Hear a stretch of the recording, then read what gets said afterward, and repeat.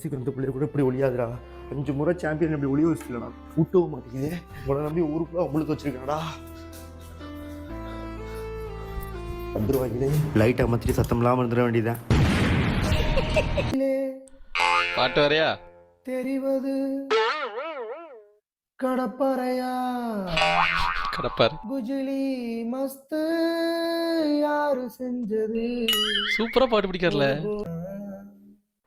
Match முடிஞ்சு மாப்ள. ஆமா மாப்ள, மும்பைக்காரங்க இன்னைக்கு தீயா அழுகுவாங்க. அவன் அழுவுறத பார்க்க கண்டிப்பா ராஜ்பிரியன் வருவான். அவனை பிடிக்கணும். ராஜ்பிரியன் மாட்டிப்பாரு. எப்படா